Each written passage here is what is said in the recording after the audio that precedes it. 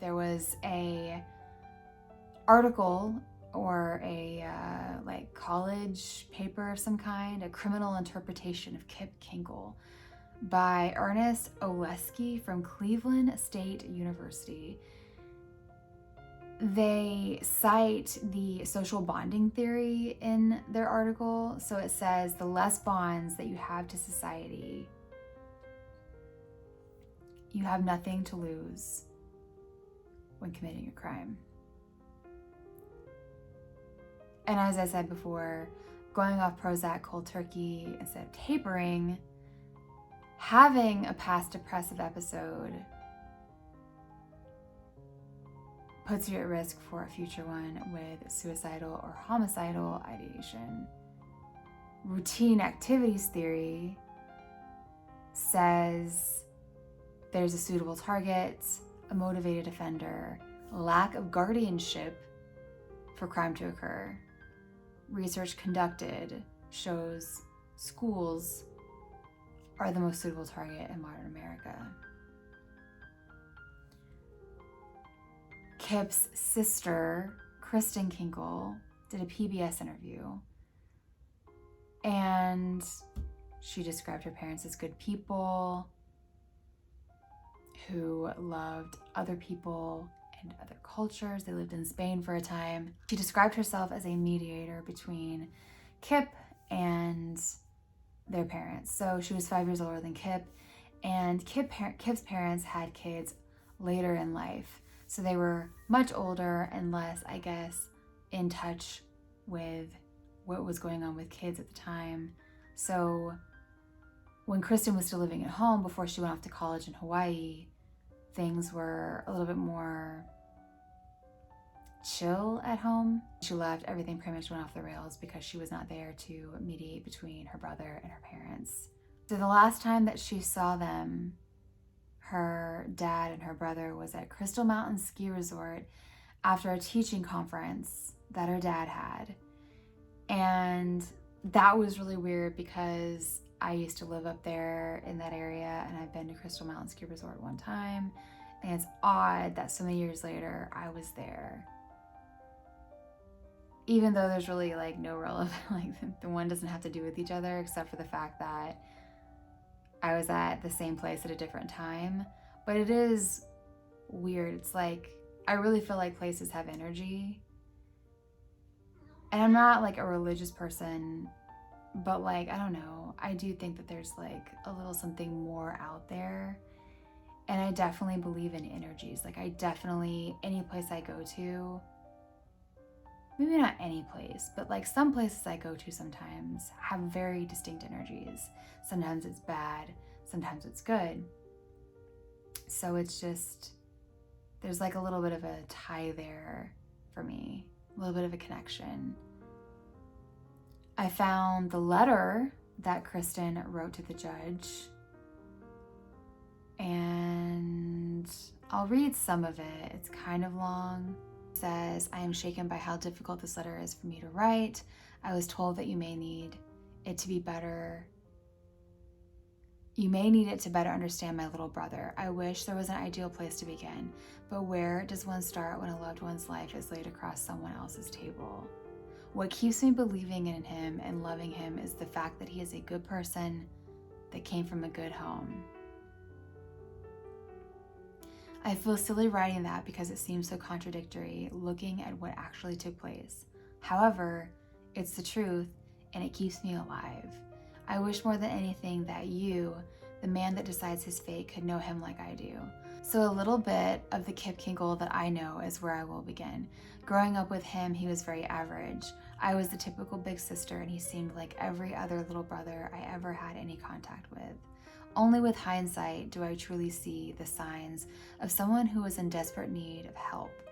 Different help than any of us knew how to give, which that's fair, because I don't think anybody ever expects for your family member to do what this boy did.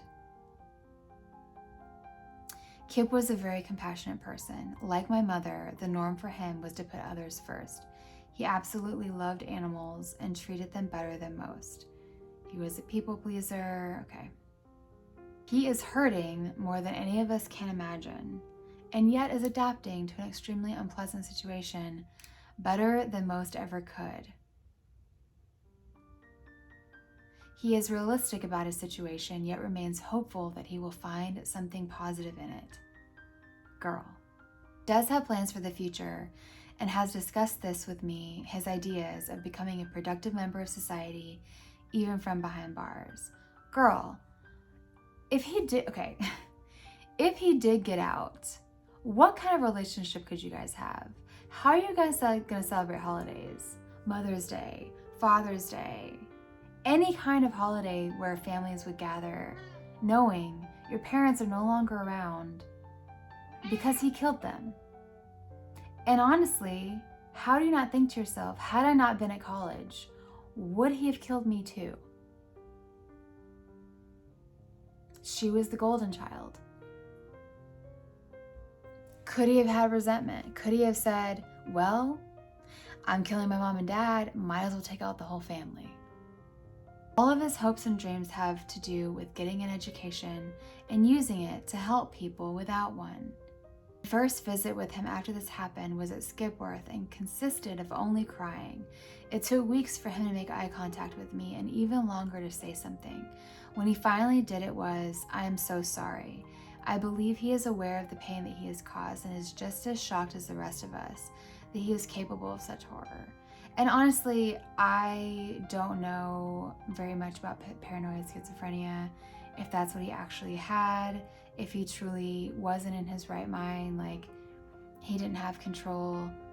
I mean, honestly, like that's the scariest thing I could possibly think of, is being out of your mind, having no control of your actions, and doing these things to your family. I mean, if you truly don't have control, it's like you left and you don't have control of your body, and then once your mental health is under control and maybe you're medicated, you come back to your body and are like, I did what? And then you have to live with that. Like, honestly, that's the most horrifying thing that I could think of. And if that's what happened, oh my God, you know? But I really just don't know how it all works. I don't know how much he was actually in control of. I don't know. All I know is I don't think that I can continue to have a relationship with the family member after that. And it's sad for everybody involved. And you could say on the one hand that she's really strong, that she can continue to have a relationship with him, that she can have the understanding that it wasn't him who did these things,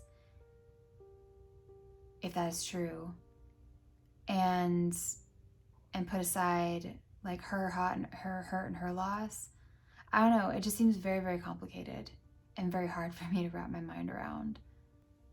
I told him to go to a safe place in his memory and not to listen to the victims when they talk, because they are angry and are going to say things they don't mean. Girl.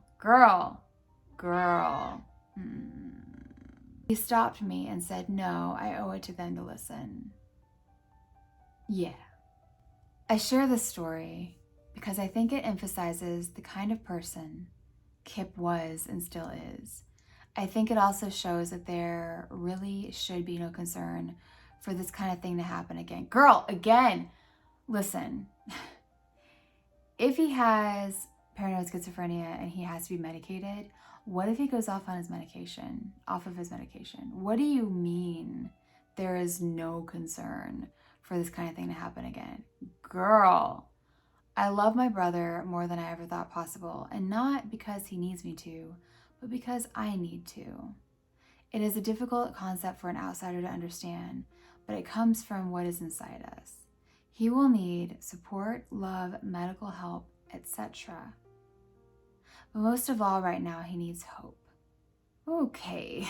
One thing that I found that was very interesting, when I went on YouTube to search Kipland Kinkel, I found a video from the Oregonian from like the day of the shooting. The police took Kip back to the school and basically did a walkthrough. They had one officer that was talking to him, asking questions, another person behind the camera recording everything, they start outside, move their way inside. He's asking him, what did you do here? What kind of weapon did you have? You know, just the play-by-play. And that was just wild. You know, Kip was handcuffed. He was very like soft-spoken, just really looking down the whole time. So weird to see. I mean, everything was still on the ground, like all the bullet casings and everything, that like the school was just as it was, you know, it was a crime scene. And I've just never seen a video like that. So I will try to put a little bit of it in here, but if you want to see the whole thing, I think it's like something like 11 minutes long, and it's on YouTube and you can watch it. 1998, the time is at 1:51 p.m. and next to me is Kipland, Kinkel, K-I-N-K-E-L, and this is basically going to be a walkthrough on a video of an incident that occurred at Thurston High School at 333 North 58th Street, Springfield, Lane County, Oregon. If you understand that we're going to be videotaped, and the videotape's going to be turned on and off at various points. We've got so much ground to cover. Do you understand that? Okay. When you arrived here at school this morning, you arrived here, you told me a little before 8, is that correct? Okay, where did you park? Okay, okay, we're standing on the north side of the school grounds at Thurston High School, just west of the tennis courts, and where Kip parked his mother's Ford Explorer, is that correct? It would be down and beyond what you can see the asphalt down there, right? Somewhere in the area of 61st and D Street, is that correct? Okay. You weren't dressed like that when you came to school. You weren't dressed like this when you came to school. Okay. What? You had a long trench coat on, is that correct? And you had kind of pants, khaki pants, is that correct? Okay. And were you armed? Yes. Okay. And Al, he's gonna have to speak up. He's gonna have to speak up a little bit. Yeah. I had 5. You had 5 weapons. You had 2 knives. Is that correct? And you had 3 firearms. Is that correct? And one of those firearms was a Glock 19 semi-automatic pistol. Is that correct? And the other was a 22 semi-auto Ruger 22 caliber pistol. Is that correct?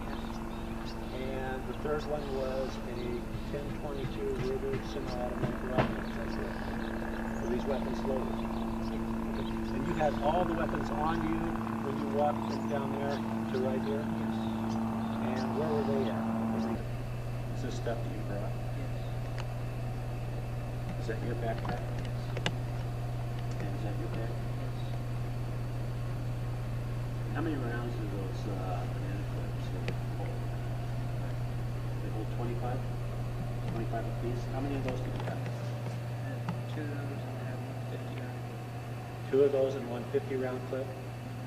You recall which clip was in the rifles? The 50-round clip. So you started with 50 rounds. Okay.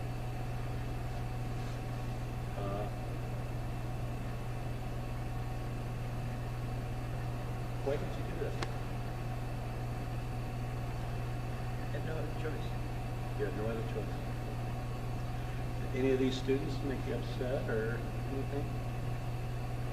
And another thing about this video that I was just talking about is the cop that is talking to him seems so unfazed by everything.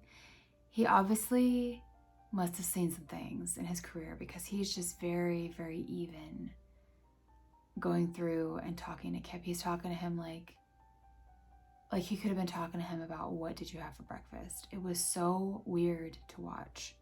At the end of this video, the police officer asks Kip why he did it, and just like he said in his letter, he said he had no other choice.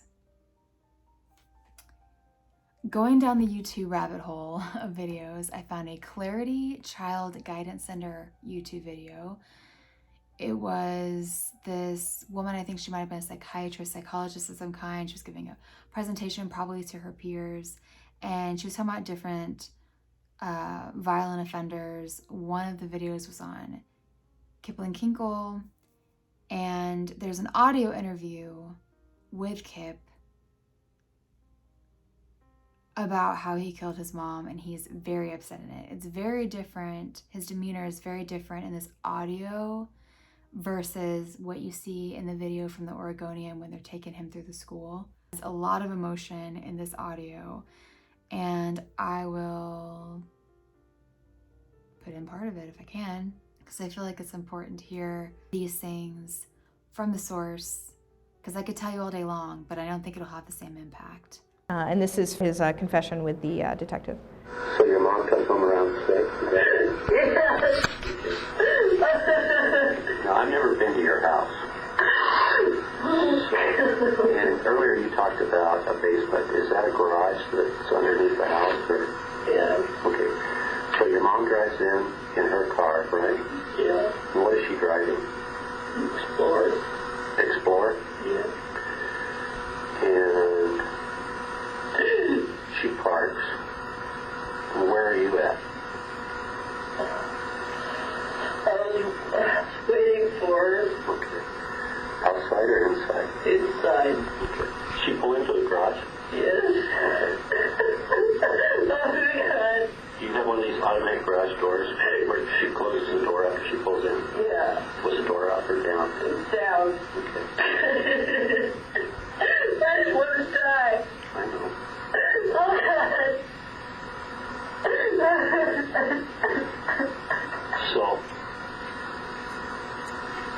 you told me that your mom gets out of the Explorer and starts up the stairs from the garage or basement, is that right? Yes. Do you say anything to her? Yes, I told her I loved her.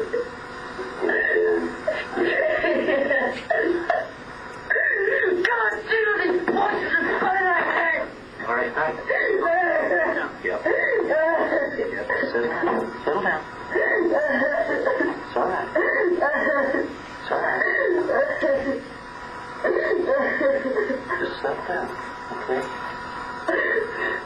All right, just settle down.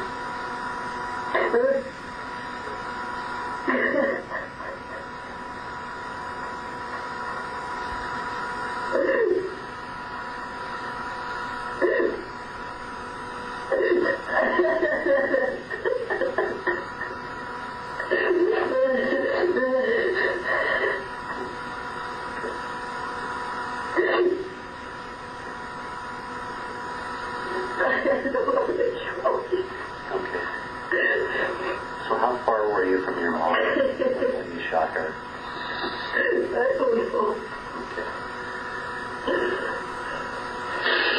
Earlier you told me you shot her twice. I shot her several times. You shot her several times? Because I dragged her out into the basement after I shot her. And she seemed like she was still alive. And I said that I loved her. And I shot her. I shot her again. She would know that I killed her. I love my mom. Then I came upon, still on YouTube, titled Crime Documentary, The Kip Kinkel Story. The guy who narrates this has a very pleasant and familiar voice. I swear I've heard him. Probably he's narrated other documentaries before. Documentary opens up with his sister talking about how she found out about what he had done. And this documentary was done very shortly after the shooting, because she still looks very, very young in it. And then they interview some of his classmates and former friends, and they're still very young too. But his sister is so childlike in the video. She speaks like a small child. And she's at least college age at this time, if not after college. And she makes excuses for Kip. She's so upbeat in the interviews and protective of him. She even laughs at one point when she talks about how her dad didn't believe in psychologists. And in that moment, I'm thinking like, do you not think that you would have been dead too if you were there? Like, I don't understand her. And I can't relate to her at all. My mom was the one who said, this is what we need, we should do this. My dad wasn't too excited about it. I think he felt that psychologists were kind of like chiropractors in the sense that they may not be as heavily needed as we think. Earlier, we talked about how his dad, who with all of Kip's issues, thought it was a great idea to buy him a gun. So his dad's friend is interviewed in the documentary, and he says that Kip's dad said that he had to buy Kip a gun because if he didn't, it would be forbidden fruit. And he was worn down so much that he got Kip his first gun for his 12th birthday. My niece is 11. I could not imagine somebody giving her access to a gun. We all know that Columbine was really like, at the time, the biggest school shooting story that anybody had ever heard. They were pretty rare before that, but before Kip did what he did, there had been a string of school shootings. And he had talked about things that other school shooters did wrong, that he would do better. And in the documentary, these shootings were referred to as a new phenomenon.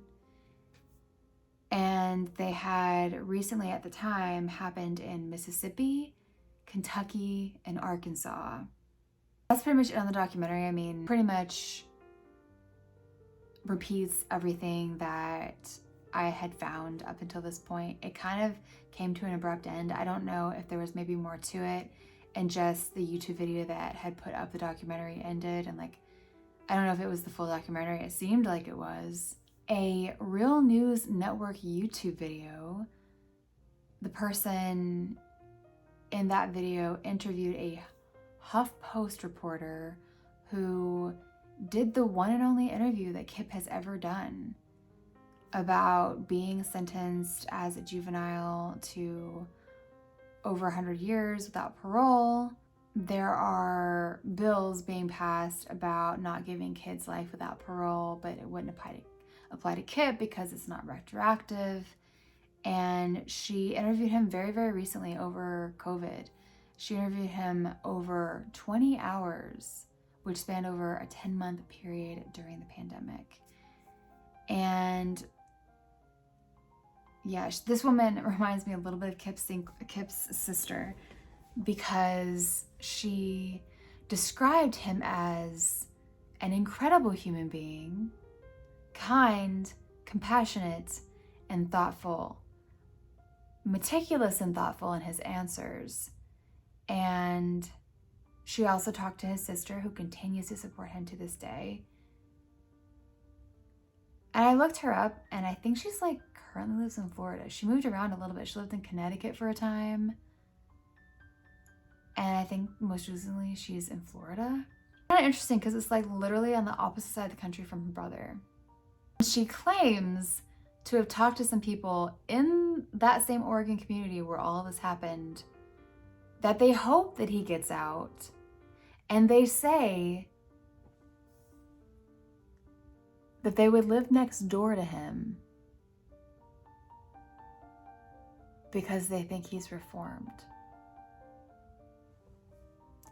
You better hope he stays on his meds. So that was the interview that this reporter did with a person from the Real News Network YouTube channel. I went and looked at the actual HuffPost article. So again, this is the only interview that he's ever given. He was worried that if he ever spoke to the media, that it would be re-traumatizing all of his victims, that it wouldn't do any good, it would cause more harm than good. He just does things behind the scenes for people like him that deserve second chances, although he still doesn't believe that he deserves a second chance. the article says that the US is the only country that sentences kids to life without parole. And I know that even in this country, that's still pretty rare. I mean, a crime would have to be particularly heinous, I think, for the court to look at a kid or a teenager as an adult. I guess this fit that. I don't really know, but I think even sentencing kids to life in prison is still pretty rare. So on the voices in his set, he says that he rarely hears voices anymore. And when he does, they are quiet and garbled. But even when he understands them, he has the understanding of what is happening to him, which, to be fair, understanding what's going on with you is very important. After I had Vivi, I had what I knew to be extreme postpartum anxiety, and I felt like I was losing my mind. But I knew what was happening to me. I knew that I could go talk to somebody, I could go on medication if I needed to. I did get through it on my own, but honestly, in hindsight, I don't know. I wanted to get through it on my own, and I had the knowledge of what was going on with me. That's the point here, is that he knows what's happening to him now, so he no longer is controlled by the voices. And that's powerful, to have that kind of control over your mind. Same thing with me. I knew that I was having postpartum anxiety, and I knew that I would get through it. I knew that it would lessen over time. I would get better. I would get back to myself. And I did. So that is powerful. If you know what's happening to you, it makes all the difference in the world. So he says they don't hold a powerful influence over him anymore. But he talks a little bit more about when he first started hearing the voices when he was 12. He said he heard a male voice say, "You need to kill everyone in the world." And when he first heard it, he was walking back to the house after getting off the bus from school. And he actually thought that it was somebody from behind him. So he ran inside, scared of the invisible voices. Eventually, he would hear 3 male voices. They were all distinct, and they would argue with each other and talk shit about him. It's not funny, but you know what I mean. He thought that Disney and the US government put a chip in his head. And at the time, Ruby Ridge in Waco had happened and furthered his fear of government taking his guns and the Chinese invading the West Coast. He says that the voices came and went and usually happened on bad days. When he went to jail, he spent 18 months in solitary confinement awaiting trial with the voices in his head. Oh my God. And this, as you can imagine, made his illness all-consuming. And there's a bunch of talk in the article about kids' brains not being fully developed and yet still getting charged as adults for particularly heinous crimes. Then I found clips from interviews with students that he tried to shoot, students that did get caught in the shooting. Another student on crutches who says that she hates his guts and would never forgive him. Lots of police footage about, of the house and what happened there. Just little snippets. I found just little snippets of like news articles from the time. A bit of a time capsule of the people and things that happened there. So it's casual, like just put the gun up against Mike's head and pulled the trigger, and then put it in my head, pulled the trigger, and then that's when I got up and hit him 3 times, and then he was tackled, and I ran into the office and told him to call 911, and people had been shot. I'm glad I don't know him, because I hate his guts, and I could never forgive. I know people who say, well, I forgive him. I can't forgive him. He's ruined not just the people's lives, but pretty much this whole town. Everybody's life was pretty much somehow affected by this, and it won't be the same. It's not like, well, we can just get on with it, because that's not what's going to happen. It'll never be right and the same again. That is basically all I have on that. It's good to be back making Spooky Mom episodes. I hope to get on a roll and make a lot more. And if you like this video, consider subscribing to the podcast anywhere you listen to podcasts. Subscribe on YouTube if you want to watch video form. And I will see you in the next story.